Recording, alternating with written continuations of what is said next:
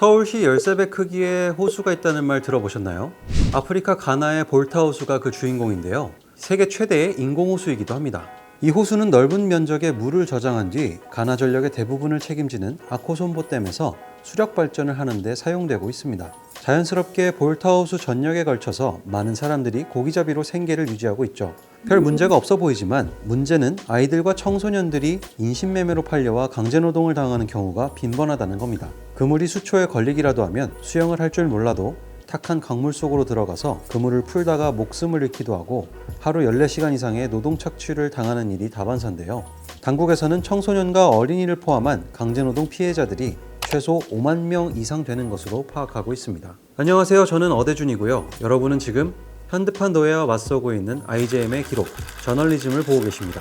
저는 오늘 가나 볼타호수에서 강제노동을 당하다가 구출된 한 소년의 이야기를 들려드리려고 합니다.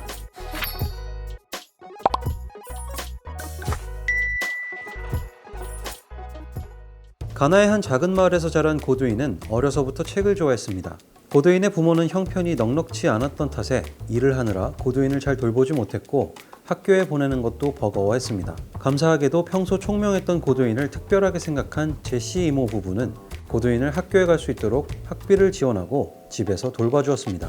어느 날 오랜만에 아버지의 친척 아주머니가 오셨고 마침 방학이었던 고두인도 먼 친척들을 만나기 위해 제시 이모의 집을 잠시 떠나 본가로 돌아왔습니다. 모범생이었던 고두인은 공부할 책까지 다 챙겨서 왔는데 그 모습을 본 친척 아주머니는 돈을 벌 수 있는 기회로 생각했고 고두인에게 한 가지 제안을 하게 됩니다. 그녀는 고두인의 친척 아저씨가 일손이 좀 부족한데 방학 기간 동안 일을 좀 도와주면 필요한 학용품을 사주고 싶어 한다고 말했습니다. 고두인은 별다른 의심 없이 친척 아주머니의 호의를 받아들였고 부모님의 허락을 받아 집을 나섰습니다. 도착한 곳은 세계 최대의 인공호수 볼타호수였고 그곳에서는 수많은 사람들이 강제노동으로 고기잡이에 동원되고 있었습니다. 그곳에서 친척 아주머니는 고기잡이 배 선주에게 고두인을 넘겼습니다.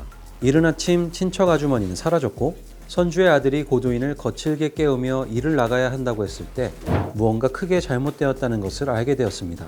나중에서야 선주가 고두인의 5년치 임금을 친척 아주머니에게 브로커 비용으로 지불했다는 것을 알게 되었죠. 고두인은 당시를 이렇게 회고합니다. 저는 너무 당황스럽고 무서웠습니다. 그렇게 큰 호수를 본 적도 없었고 고기를 잡아본 적도 없었기 때문이죠. 고두인이 가지고 왔던 책은 모두 쓰레기통으로 버려졌고 하루아침에 학생에서 강제노동 피해자가 되었습니다. 일단 현실을 받아들여야 했기에 그는 맡겨진 일을 열심히 했습니다. 일을 잘 못하면 벌을 받았기 때문에 수영하는 법과 고기 잡는 법에 빨리 익숙해져야 했습니다. 매일 하루 종일 고기를 잡는 날이 반복되었습니다. 고두인을 더욱 힘들게 했던 것은 친척 아주머니가 계속해서 새로운 아이들을 볼타호수로 데리고 온다는 것이었습니다.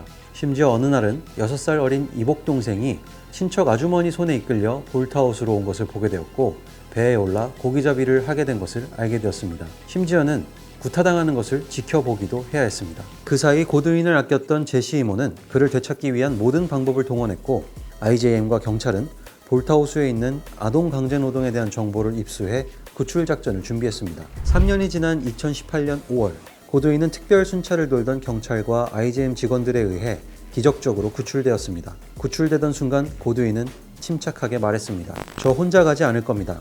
저보다 더 큰 고통을 받고 있는 사람들이 아직도 많이 있습니다. 그 아이들도 구해주세요. 서울시의 약 13배가 넘는 면적의 볼타호수에서 사라진 사람들을 찾는 것은 거의 불가능에 가까웠습니다. 하지만 고두인의 용기 있는 증언 덕분에 경찰은 후속 작전을 펼칠 수 있었고 29명의 강제노동 피해자와 1명의 유아를 구출할 수 있었습니다. 그들 중에서는 10년 넘게 착취를 당한 사람도 있었습니다. 그리고 그날 17명의 가해자가 체포되었습니다. 이후 고두인은 이렇게 말했습니다. 아마 구출되지 못했다면 평생 물고기를 잡고 있었겠죠. 물에 빠져 죽었을지도 몰라요. 이제는 제 삶의 자리가 모두 제 자리를 찾은 것 같습니다. 저를 구출해 주시고 지원해 주신 모든 분들께 감사드립니다. 고두인은 현재 학교로 돌아갔고 의사가 되겠다는 꿈을 꾸며 공부에 매진하고 있습니다. 그리고 생존자 그룹의 리더가 되어 가나 대중들에게 자신이 겪었던 일을 알리고 인신매매 및 강제노동 근절을 위한 옹호 활동을 펼치고 있습니다. 어린 나이에 큰 어려움을 겪었지만 더 어려운 사람들을 돕는 의사가 되겠다는 꿈을 가진 고두인이 꿈을 이룰 수 있도록 여러분도 응원해 주시기 바랍니다. 오늘 이야기는 여기까지고요. 이 이야기가 더 많은 사람들에게 전달될 수 있도록 구독과 좋아요를 부탁드립니다. 그럼 저는 다음 시간에 다시 인사드리겠습니다. 지금까지 저널리즘이었습니다.